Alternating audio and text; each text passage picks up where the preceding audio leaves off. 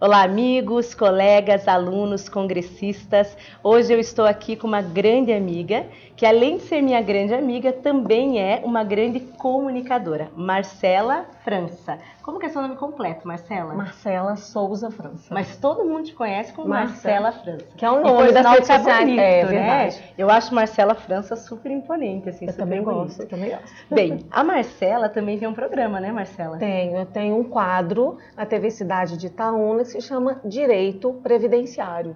E nele a gente aborda as questões, normalmente sempre notícias fresquinhas do mesmo dia, toda quarta-feira, na TV Cidade de Itaúna, sobre direito previdenciário, o que está acontecendo no cenário brasileiro. Muito bacana. Eu acompanho, às vezes eu vejo também alguns trechinhos que você posta, as fotografias, e está sendo um sucesso, né, Marcela? Sim, se eu não me engano, é a maior audiência da TV Cidade de Itaúna. E além desse programa na TV, tem dois complementos. Também na Rádio Líder FM de Itaúna, onde eu tenho também uma participação semanal, onde eu fico 1 hora no ar, sempre também conversando sobre direito previdenciário, e também na Rádio Veredas de Lagoa da Prata, que pega toda a região centro-oeste de Minas Gerais, informando a população a verdade sobre a advocacia previdenciária e sobre seus direitos previdenciários, que é o que a mídia, né, ela passa outras informações e nós trazemos a população para a realidade. Muito bacana. Nossa, Marcela, e não é fácil, né? Porque você tem que conjugar a advocacia com a comunicação.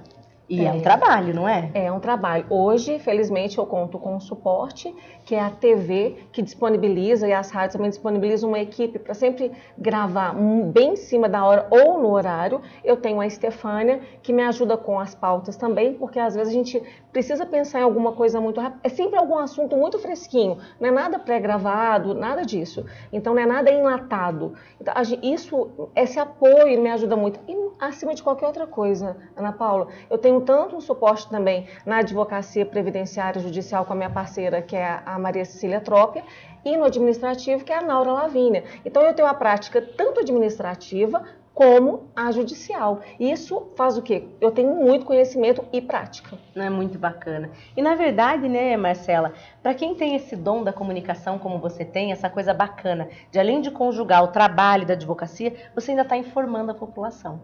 As pessoas devem ficar muito agradecidas, não ficam? Ficam.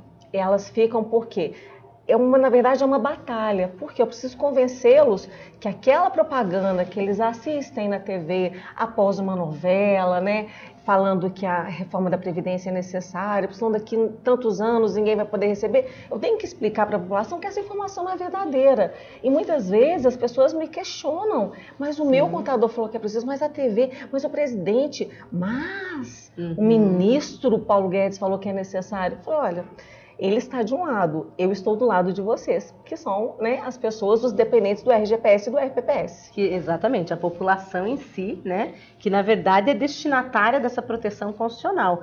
Mas, Marcela, eu imagino também que porque assim, você está vivendo um trabalho que é o contrário do que a mídia vem fazendo. A mídia vem perpetuando essa ideia de que a Previdência está quebrada, a gente sabe que talvez ela tenha necessários alguns ajustes, né? Sim. A gente vai precisar fazer a reforma, mas não desse jeito que está sendo dito.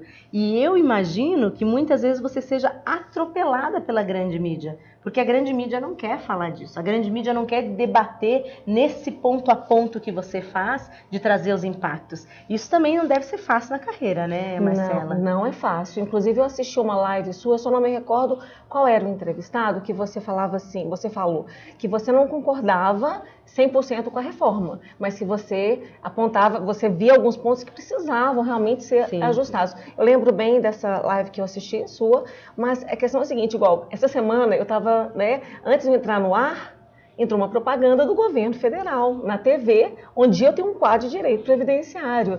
Na rádio, a mesma coisa, eles entram antes, né? É uma situação assim, bem... E outra coisa, a população em geral, né, as pessoas empresários, eles querem a reforma, mas eles não estão pensando no reflexo a longo prazo para a população, os efeitos disso. E também para você que é uma comunicadora, é uma situação complicada, porque você não pode entrar no meandro político. A discussão previdenciária ela tem que estar acima da questão partidária.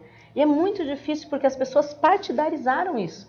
Então, às vezes, você tem uma coisa importante para falar e você tem que se posicionar sendo de direita, sendo de esquerda. Quando muitas vezes, como comunicadora, você só quer levar a verdade. É isso mesmo. E esse impacto é muito difícil. São muitas críticas em razão disso, né? Eu vou te dar um exemplo que aconteceu comigo, né? Eu também, hoje aqui no debate do Congresso, hoje não, né? Anteontem, nós estamos no 3º dia já do 5º Congresso de Direito Previdenciário do IEPREV. E no primeiro dia a gente teve debate, o debate da reforma. E nós trouxemos a Secretaria da Previdência, trouxemos a AGU para representar a posição do governo. E muitas pessoas falaram, nossa, mas vocês estão dando o direito deles falarem. Mas a vantagem é essa, né? É a ideia do pensamento ser uma construção em que a gente traga vários posicionamentos. Hoje, você concorda como comunicadora, você que está atendendo a população diretamente, a gente não está vivendo uma questão de que ou você é uma coisa ou você é outra. Você não tem direito de pensar diferente. Você não tem direito de ser o caminho no meio. Isso não afeta o teu trabalho também? Afeta muito. Primeiro porque, justamente essa questão que você falou, virou uma questão partidária. E, inclusive, no dia 23, agora, no primeiro dia do Congresso, eu fui convidada para participar de um debate na minha cidade, que é a comarca de Itaúna, sobre a reforma da Previdência. E apresentar o quanto a reforma está sendo prejudicial para as mulheres. Concorda? Sim, tem alguns pontos que alguns eu não concordo, mas alguns eu concordo. Por exemplo, salário e maternidade, que existem várias possibilidades de mudança. A questão das rurais, que a gente sabe que a trabalhadora rural, ela sofre ali, ela tem muita dificuldade de chegar ao benefício. Como, por exemplo, salário e maternidade é um benefício que, historicamente, a gente sabe que a trabalhadora rural, ela usa muito pouco. Muito pouco. É um benefício que ela praticamente não tem acesso. Não tem porque acesso. A dificuldade... E aí a gente tem uma medida provisória que alterou essa regra de uma forma bem contundente. Depois a gente tem uma PEC que vai mudar a condição dela como segurada da Previdência, que vai afetar o salário e maternidade, dentre outros benefícios. Verdade. Então não está sendo nada fácil para essas pessoas. E você vai falar desse tema?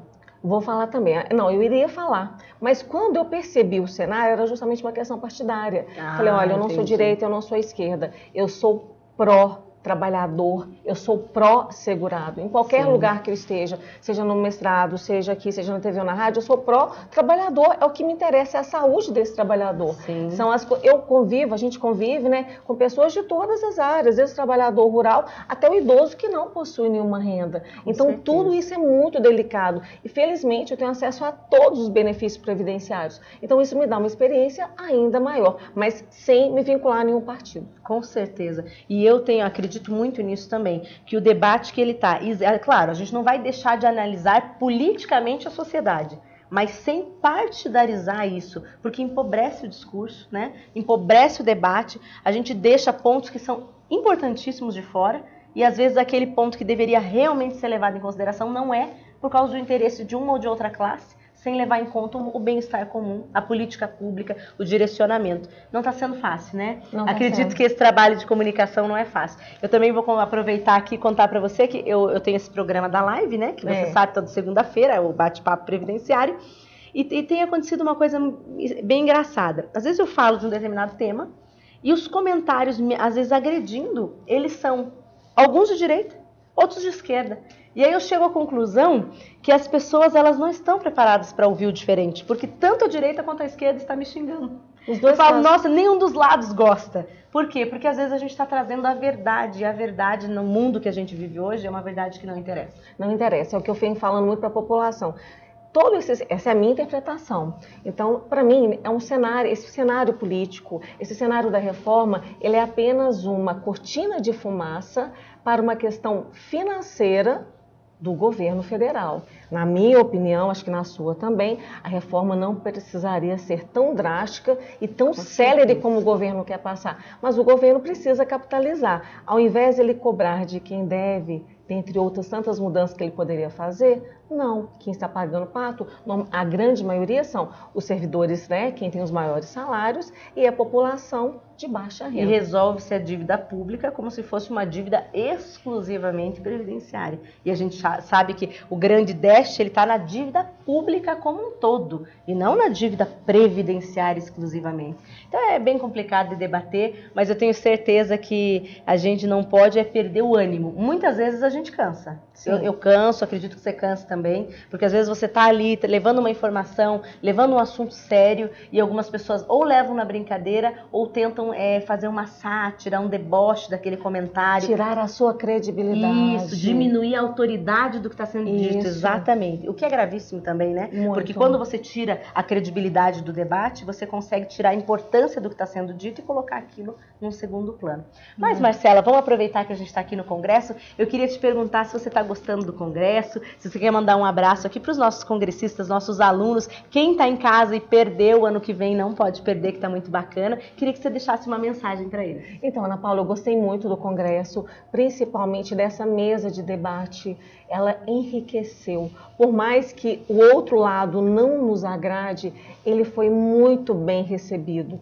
É bom, nós congressistas, ouvimos o outro lado, o lado do governo federal, principalmente ver o quanto eles não estão pensando nos efeitos da reforma previdenciária, eles só pensam nos números, né? Nas vantagens, né? Nas vantagens. Sem observar o preço que vai ser pago para que essa vantagem financeira aconteça. E sendo que todo esse trilhão que o governo federal quer economizar, ele poderia ser retirado de outros locais. Ele não precisaria ser apenas da Previdência Social como um todo, porque está tirando da Previdência, da assistência, da saúde até então não, mas está tirando da Previdência e da assistência. Mas a hora que a gente afetar muito seriamente a Previdência e a assistência, nós vamos diminuir a capacidade de proteção da saúde, né? A saúde vai ser prejudicada, talvez não diretamente, mas indiretamente a gente vai ter um reflexo aí. E é preocupante, sem dúvida alguma. Mas, Marcela, quero te agradecer com muito carinho. A Marcela é uma pessoa que eu gosto muito. É uma mulher que tem tido um destaque muito grande no direito previdenciário, um destaque merecido e que merece muito, muito mesmo levar sua mensagem através da sua comunicação. Obrigada, minha querida. Ana Paula. Muito bom poder contar contigo aqui. Também. Eu posso falar mais uma coisa? Claro, pode sim. Eu faço parte da história do IEPREV. Eu fui uma das primeiras assinantes assim que o IEPREV passou a existir, o programa de cálculo e tudo mais, então eu faço parte da história do IEPREV também. Então é muito bom ver o quanto o IEPREV está crescendo, o quanto você fez esse upgrade no IEPREV. Esse congresso foi imbatível e nota 1000 para vocês. Muito obrigada, Marcela. Um beijo grande. Pessoal, um abraço para vocês e nos vemos daqui a pouquinho na próxima entrevista. Até mais.